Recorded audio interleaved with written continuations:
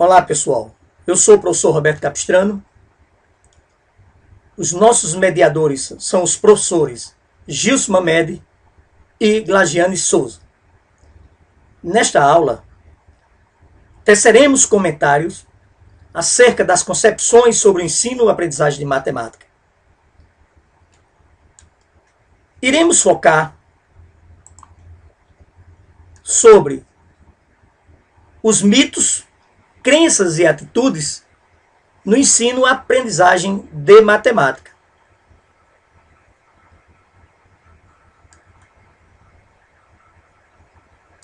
Todos sentimos no nosso dia a dia que há mudanças profundas em toda a sociedade, nas relações trabalhistas, sociais, ética, religiosas e, como consequência, na relação escola-sociedade. Para que essa transformação aconteça de uma maneira humana, justa e democrática, precisamos de cidadãos conscientes, críticos e inovadores, e não apenas de mão de obra qualificada.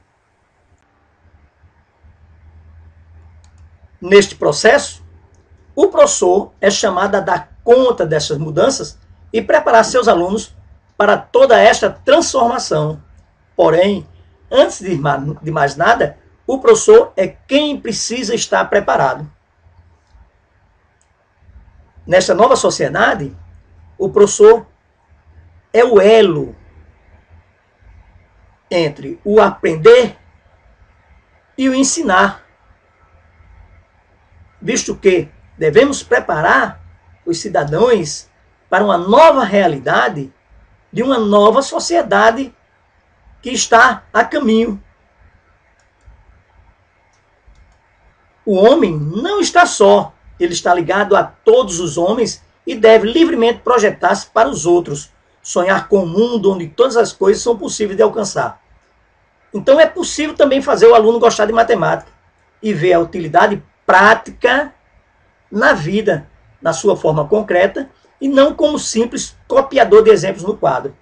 Isto é, o professor tem agora uma tarefa de fazer com que o aluno não seja simplesmente aquela pessoa que copia a atividade no quadro, leva para casa, resolve-as e devolve pronto, sem significação. Hoje a sociedade existe muito mais que ele saiba as aplicações do dia a dia. Então, necessário se faz o professor se adaptar a esta realidade de forma a levar para seus alunos a motivação a aprender matemática. Ora, a educação brasileira sofre forte influência externa desde o período colonial.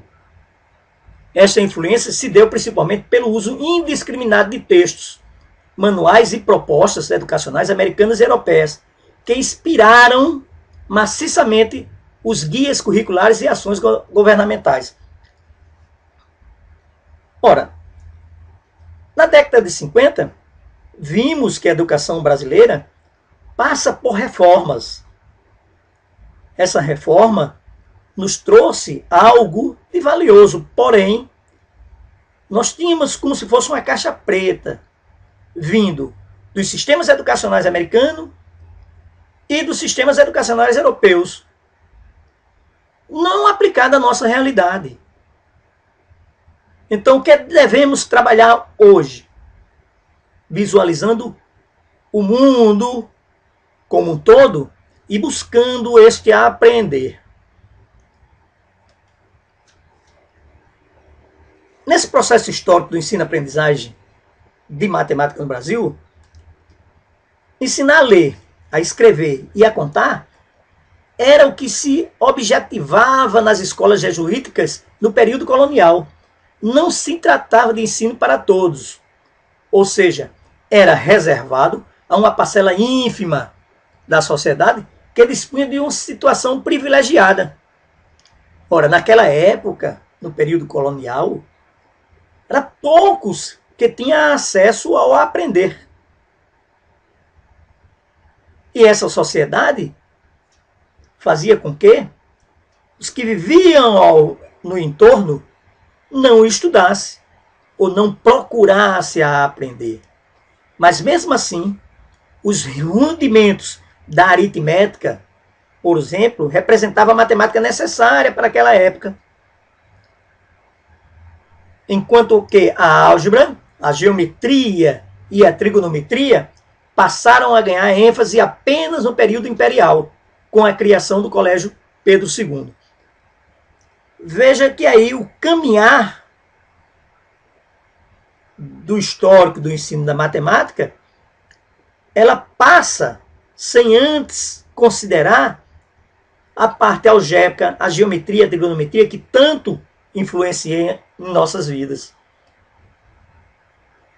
E passa a ganhar força no período imperial, quando criou-se o Colégio Pedro II.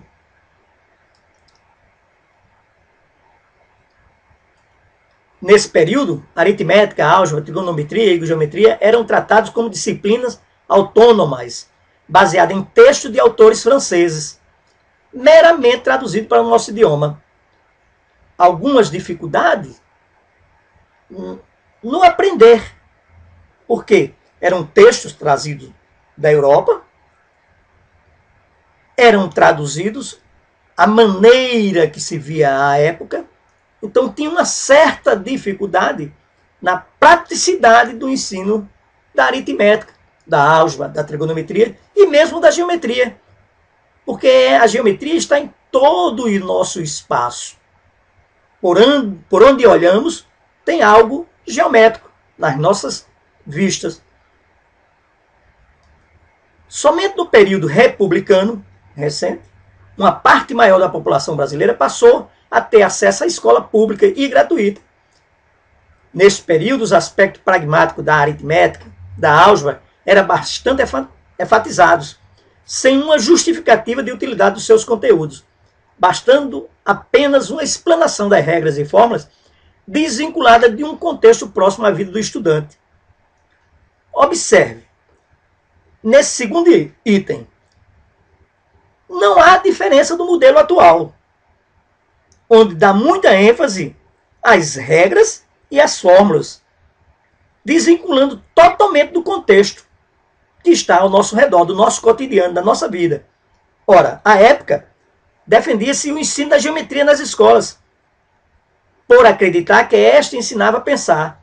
A dedução como método de ensino era destacada e enfatizada. Ora lá, já tinha alguma luz no fim do túnel, isto é, defendia a geometria. Por que a geometria? A geometria está em todo nosso entorno. E ela, na época, acreditava que ela ensinava a pensar através de quê? Dos métodos dedutivos. Lembra-se da aula passada? Eu coloquei lá na rádio e TV matemática, sintonia matemática. Eu falo dos métodos dedutivos. E mostro que é um negócio, algo assim preso, que o aluno não consegue visualizar de imediato.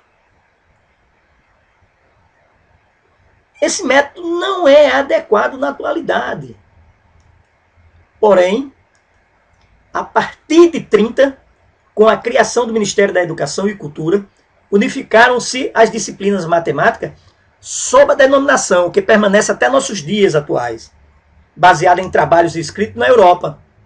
Principalmente, surgiram os primeiros livros didáticos de matemática, em 1930. Mas mesmo assim, se você observar, ainda temos a certa influência francesa, porque os livros nossos, e hoje ainda tem algo de lá de trás, dos escritos que vieram da Europa. Ora, transcorrido algumas décadas, a situação pouco ou nada se modificou. Então, pense, veja, pouca coisa modificaram-se ao longo desse período. Porém, nos últimos anos, percebe-se na população brasileira uma certa inquietação, traduzida por expressões do seguinte tipo: o que meu filho aprende na escola não serve para nada. Esta matemática moderna, cheia de letras, não é usada na vida.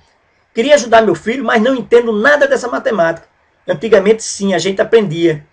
Ora, a causa do descontamento expresso é principalmente com a matemática atual e seu ensino. Será que antigamente a gente aprendia mesmo? Ou memorizava, decorava, sem significação?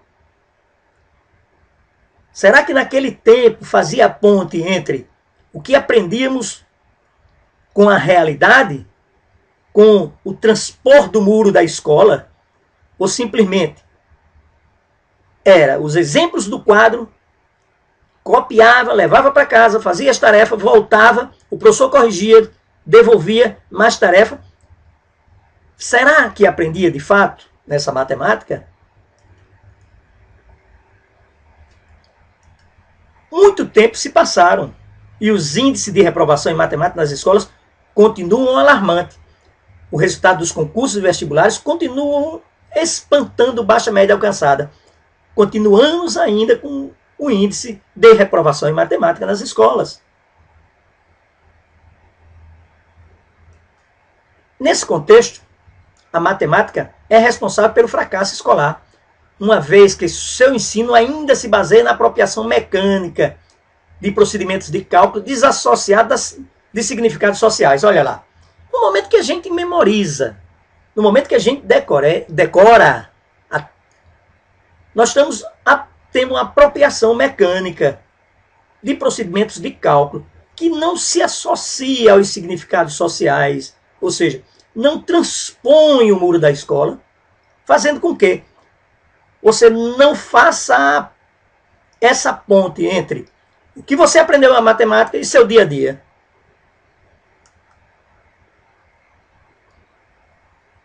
Necessário, nesse ensino da matemática, nessa vivência da matemática atual, que visualizamos alguns aspectos interessantes. Os afetos na aprendizagem matemática. Na última aula que eu falei sobre a angústia do aprender, a ansiedade de dar respostas corretas. Então a gente vai falar agora sobre afetividade matemática. No final da década de 80, grande parte das pesquisas da matemática mostra claramente que as questões afetivas têm um papel essencial no ensino e na aprendizagem da matemática. O ensino de matemática está passando por profundas mudanças em diferentes países, principalmente o conceito de matemática escolar e seu ensino. Olha lá, temos várias matemáticas. A matemática escolar e a matemática da rua. Elas não se conversam. Porém, agora, a tendência é buscar essa matemática da rua e trazer para a escola. Fazer essa ponte, essa ligação, esse elo, para que o aluno possa aprender. E não ficar nos cálculos memorísticos, nos cálculos mecânicos, sem significação. Quando nos aproximamos do tema afetividade matemática, podemos fazer algumas indagações. Olha lá. Ao nos aproximarmos desse tema, afetividade matemática, podemos fazer algumas indagações. O que é a dimensão afetiva da matemática? Qual o significado dos afetos na atividade matemática? Que tipo de ensino é melhor do ponto de vista da dimensão afetiva? Hoje, como podemos trabalhar essa dimensão? Então, vamos tentar responder algumas dessas questões, visualizando essa parte afetiva do ensino. Lembrar aquelas angústias que nós tínhamos do aprender. Lembrar daquelas ansiedades que nós tínhamos das respostas prontas, corretas. Agora temos uma outra dimensão, que é a afetividade no ensinar, no aprender. Esse domínio afetivo permeia o problema na compreensão do afeto, do ensino na aprendizagem da matemática.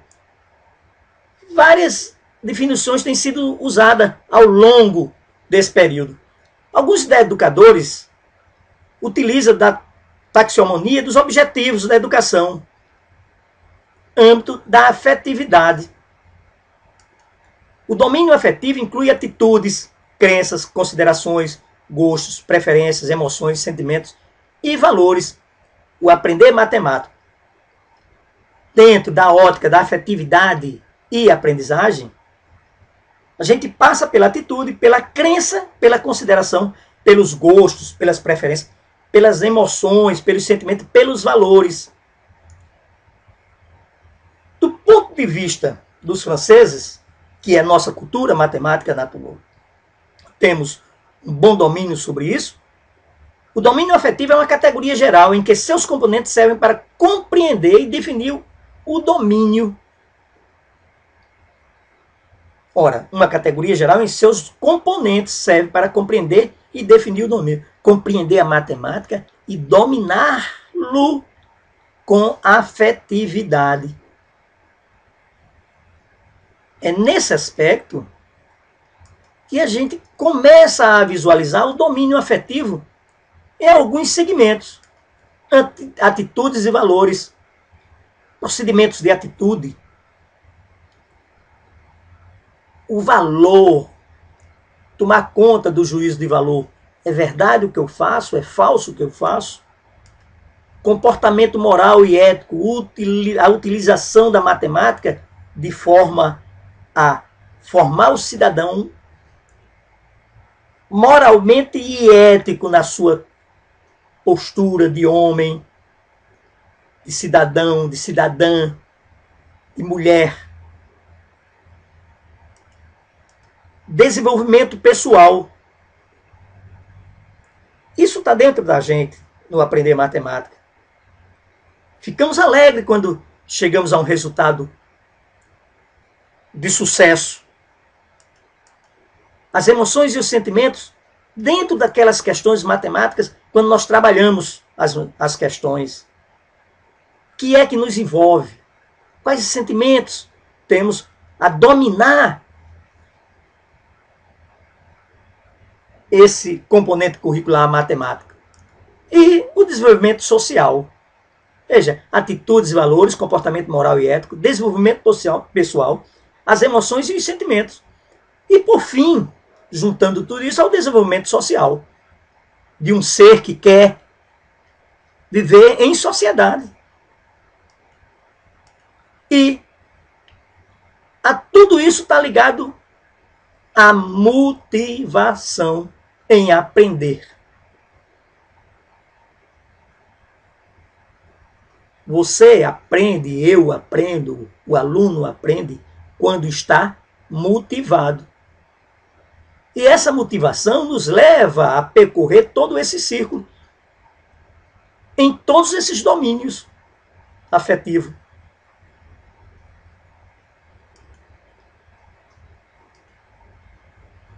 Alguns psicólogos, como Hartley e Simon, ele fala sobre o domínio afetivo com significado diferente. Ansiedade. Não se estuda o mesmo fenômeno. Em alguns casos, que é descrito como emoção intensa. Aquela dificuldade que você... Há um bloqueio. Respostas atitudinais. Aquelas respostas imediatas. Dentro do mesmo campo de pensamento e utilizando a mesma terminologia. Então, esse desenho que me mostra o significado diferente do domínio afetivo. Ansiedade, não se estuda o mesmo fenômeno, respostas atitudinais, a utilização de mesma terminologia repetida vezes. Alguns casos que é descrito como emoção intensa, que te bloqueia no aprender.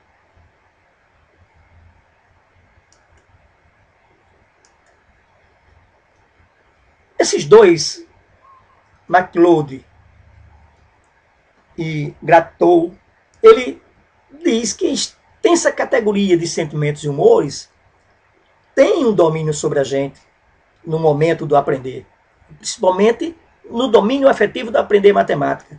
As crenças, as atitudes e as emoções. Ora, veja que essa extensa categoria de sentimentos, crenças, atitudes e emoções nos permeiam o aprender matemática.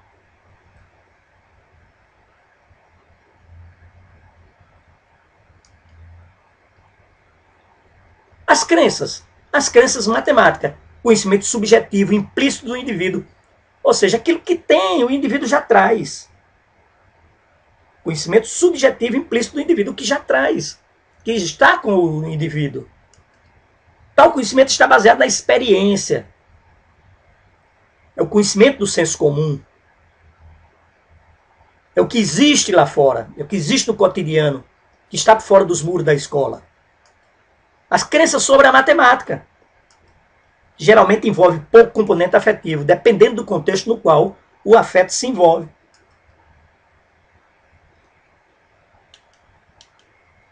Nesse contexto em que se envolve o afeto, vemos que o aluno aprende quando gosta do professor, o aluno aprende quando gosta da professora, o aluno aprende quando o professor chega perto e faz perguntas e ele responde, mesmo errado, te responde.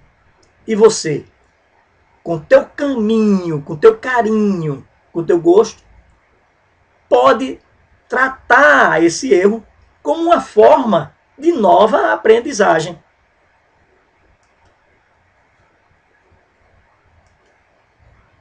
As crenças dos estudantes e do professor, ó, crença dos estudantes e dos professores, confiança, autoconceito e atribuição casual do sucesso e do fracasso escolar. Então, temos aí a confiança, o autoconceito e a atribuição casual do sucesso e do fracasso escolar.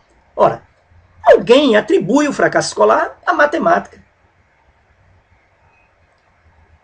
E às vezes alguém atribui ao sucesso a quem? A matemática também.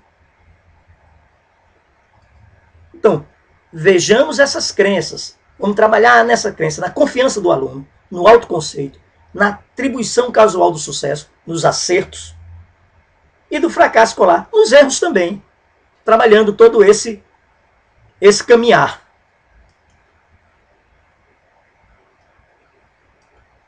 Podemos observar, por meio dos instrumentos de medição, que são elaborados para medir componentes específicos da atitude. Então agora, nós vimos a crença, vamos ver a atitude na matemática.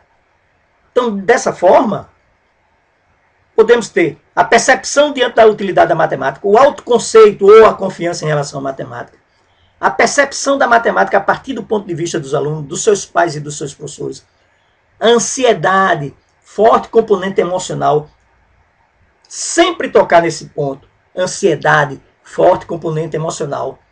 Nós temos na matemática alguma parte das emoções. E na hora da medição do conhecimento, essa ansiedade deve estar postas. O professor tem que ter a percepção de olhar nos seus alunos esse componente emocional. Ter também a certeza da percepção diante da utilidade da matemática. Onde eu vou usá-la? Como usá-la? E em que? O autoconceito ou a confiança em relação à matemática. A percepção da matemática a partir do ponto de vista dos alunos. A partir da percepção dos seus pais e dos seus professores. Então, a atitude, ele permeia esses 4 aspectos. Vejamos. Entendemos a atitude como uma predisposição avaliativa positiva e negativa, determina intenções pessoais e influi no comportamento.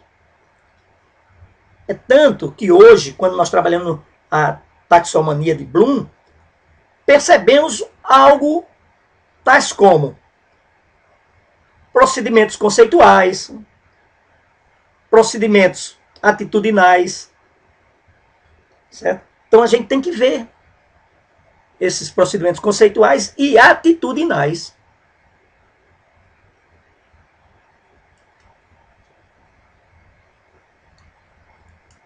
A atitude consta de 3 componentes básicos: cognitivo, crenças e atitudes; o afetivo, sentimentos e aceitação ou repúdio; e intencional, o comportamento. Então, veja, cognitivo, afetivo e intencional.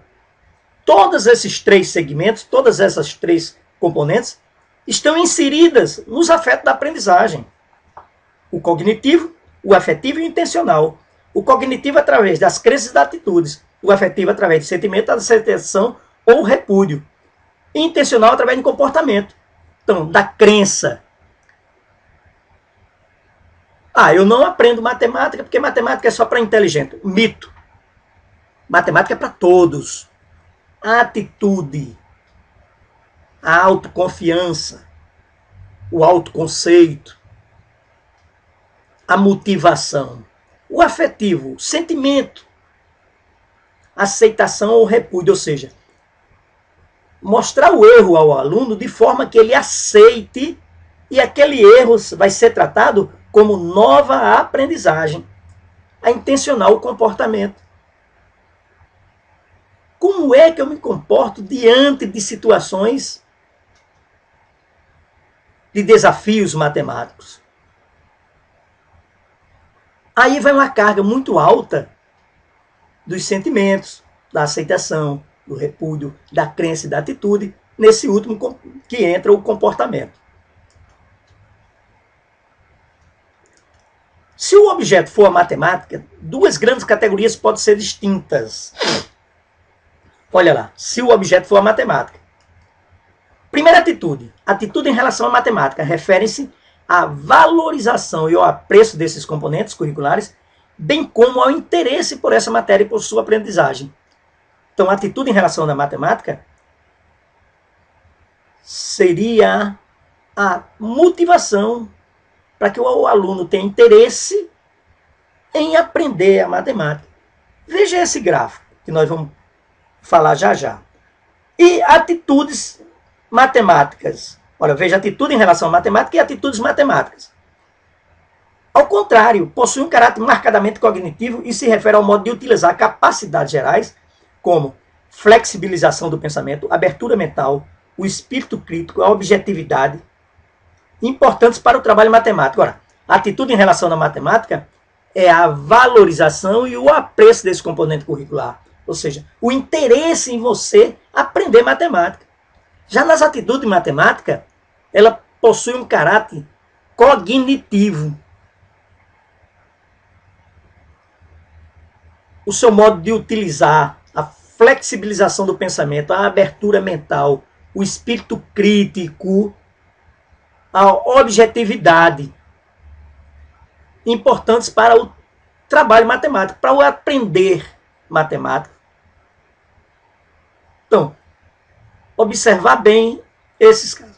Flexibilização do pensamento, abertura mental, espírito crítico e objetividade.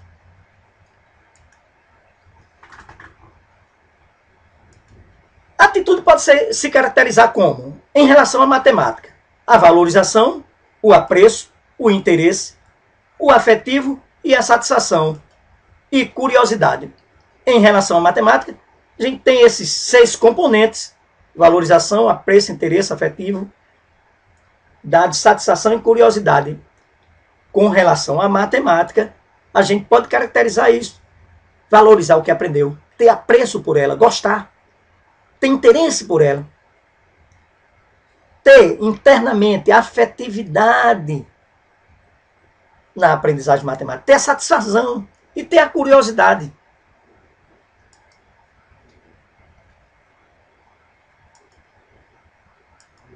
Atitudes matemáticas.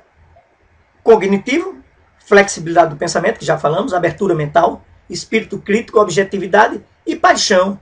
Essa paixão é o gostar de ser desafiado através do cognitivo, da flexibilidade do pensar, da abertura mental, você está aberto a novas propostas, do espírito crítico, da objetividade e de sua paixão em aprender. As emoções da matemática. As emoções da matemática são resposta organizada além das fronteiras do sistema psicológico, incluindo o fisiológico, mais o cognitivo, o motivacional e o sistema experiencial. Veja o que nós tratamos até agora. Passamos por todas as atitudes, as crenças, as emoções. Tudo isso gera um conhecimento interno ou externo, sendo positivo ou negativo para o indivíduo. No momento que ele se apropria do aprender, da matemática, no momento que ele se motiva em aprender, no motivo que ele flexibiliza o pensamento, ele tem uma abertura mental, ele consegue fatos positivos, porque ele vai aplicar na sociedade em que vive, vai trabalhar o que aprendeu no cotidiano. Não vai ser uma coisa de, eu aprendi isso, nunca usei. Não. Os afetos na aprendizagem busca exatamente a mostrar com que você, professor, vai ensinar seu aluno a pensar de acordo com a ponte entre a matemática escolar e a matemática do cotidiano.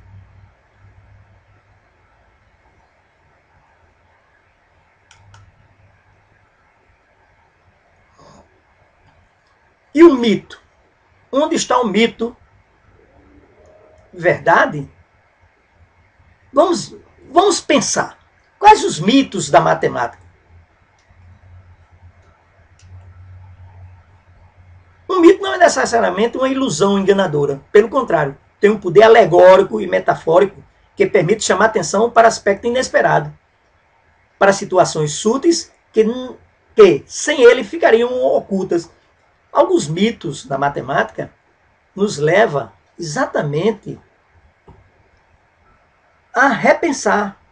Os mitos mais gerais da matemática são: unidade. Existe só uma matemática, indivisível, agora e para sempre.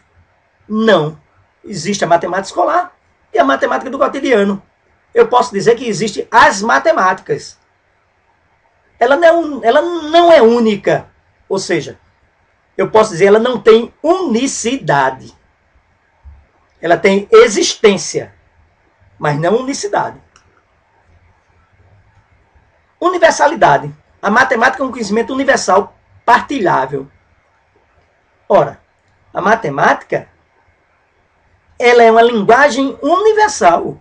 É um conhecimento universal, porém compartilhado.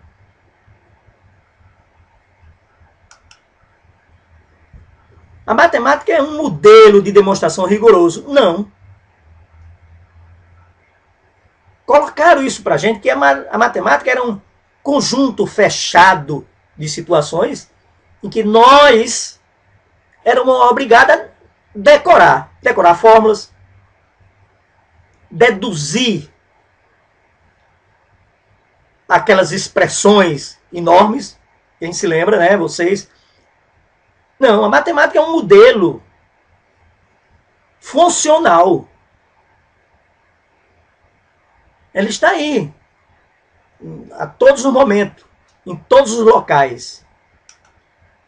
E por quarto, objetividade. A matemática é verdadeira e é a mesma para todos. Opa, vamos pensar. Ela é objetiva, eu concordo. Porém, ela não é verdade absoluta. E não é mesma para todos. Nem todos são iguais. O aprender modifica-se em sala de aula. Nem todos os mesmos alunos, nem todos os alunos têm a mesma velocidade de aprender. Então, não é a mesma para todos. Modifica-se no pensar, na formação, nos algoritmos que trabalham. Um aluno pode fazer um algoritmo para uma conta de somar, o outro pode fazer um algoritmo diferente, sem problema nenhum. De acordo com Clay Devlin, em seu livro O Gênio da Matemática, o talento para lidar com números e a evolução do pensamento matemático. Esse livro, no capítulo 4, ele diz o que é matemática. Ele afirma o fato de que, para a maioria das pessoas, matemática é apenas fazer cálculo com números. Ele contesta isso. Nesse livro, O Gênio da Matemática, ele diz, no esforço de combater esse mito, ele enumera uma lista de mitos existentes em relação à matemática. E a partir daí coloca a mão na massa para derrubar cada um deles. Ou seja, no capítulo 4, O Gênio da Matemática, esse livro aqui que ele nos mostra, derruba esse mito. Derruba esse mito de forma clara. Como assim?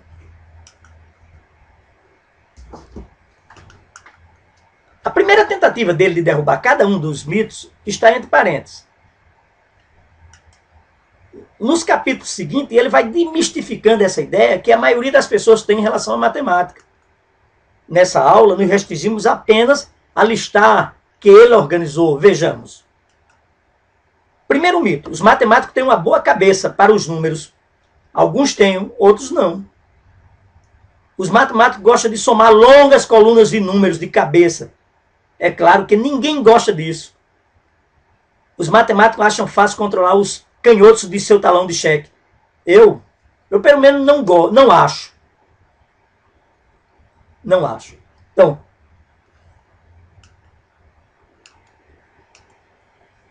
os matemáticos se comprazem para resolver simultaneamente 10 equações lineares de 10 incógnitas de cabeça. Eu realmente gostava desse desafio quando estava no curso de ensino médio, mas depois cansei. Não vi que serviu para nada. Todos os alunos de matemática na universidade tornam-se professores de matemática ou contadores quando terminam o curso. Alguns sim, mas outros vão fazer outra coisa. Os matemáticos não são criativos. Se acredita nisso, você com certeza não sabe de que trata a matemática. Então, preste atenção. Temos 6 aí. Dessas 6, ele quebra todos esses mitos. Quebra todos os mitos. Os bons alunos de matemática nem sempre vão ser matemáticos, nem sempre vão ser professores de matemática.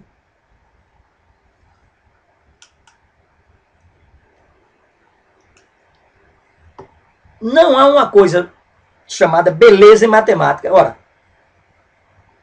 desconhecer a beleza, mas a matemática faz as coisas belas. Ela não é a beleza da matemática, mas faz as coisas belas. A matemática é previsível, basta seguir regras precisas, como música, teatro, escultura, pintura, literatura, xadrez, etc. Também é imprevisível. Ele é previsível. Em matemática há sempre uma resposta certa. Olha, mito. Ela está sempre no final do texto. É uma brincadeira. Então, esses mitos têm que se acabar. Outro mito. Mulher é que aprende matemática? Não. Mulher aprende mais matemática que homem. Hoje as mulheres estão em maior número na matemática. Então, mulher aprende matemática tanto quanto o homem. Será que o homem tem essas facilidades de aprender e a mulher não? Mito. As facilidades são as mesmas. Só depende da motivação. As crianças pequenas não têm apenas uma grande capacidade de dominar as abstrações, mas um verdadeiro instinto de fazê-los. Por isso é precisamente o que é necessário para se aprender a usar a linguagem, o que as crianças fazem com facilidade. Ora, as crianças, ela tem uma grande capacidade de dominar as abstrações. Eles têm instinto de fazer. E aí é onde está nosso foco.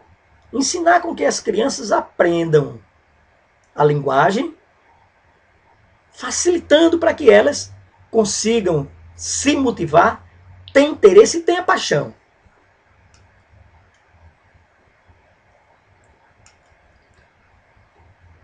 A matemática deve ser um processo educativo, no sentido de saber pensar, raciocinar, compreender, desenvolver o pensamento lógico, permitindo assim a sistematização da produção do conhecimento, da criatividade e promovendo a segurança para que o aluno enfrente situações novas com a matemática e com o mundo. Então, vamos colocar na cabeça que a matemática deve ser um processo educativo. A matemática é o prazer de aprender. Se é um prazer de aprender, então ela gera em cada um de nós a perspectiva do se motivar ou aprender a aprender matemática. O enfoque progressista concebe o ensino da matemática integralmente comprometido com a transformação social, desenvolvendo estratégias que solicitam maior participação do aluno, de modo que a matemática seja atraente, prazerosa, lúdica e útil, tanto quanto instrumento para a vida e para o trabalho. É sob essa ótica que trabalharemos durante todo o nosso curso. Então, vou procurar, durante todo o curso, eu, Roberto Capistrano, professor Gilson e professora Glagiane, fazer com que a sua participação nas atividades, já nesse momento, no fórum debate, nas atividades que nos serão enviadas, vocês consigam se comprometer de forma que o teu aprendizado passa a ser, ou seja, a sua transformação social, na qual você desenvolverá estratégia para ensinar o seu aprendente. Freire dizia: saber que ensinar não é transferir conhecimento, mas criar as possibilidades para a sua própria produção, a sua construção. Então, vamos à luta, vamos a essa aventura.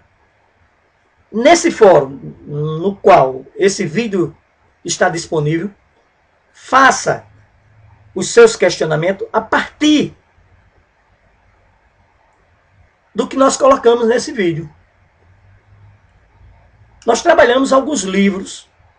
Esse livro, o Garbe, o Romance das Equações Algébricas. Esse livro ele fez como professor de matemática e ensinava a sua filha. Chacon Gomes, Matemática Emocional, os afetos nas aprendizagens matemáticas.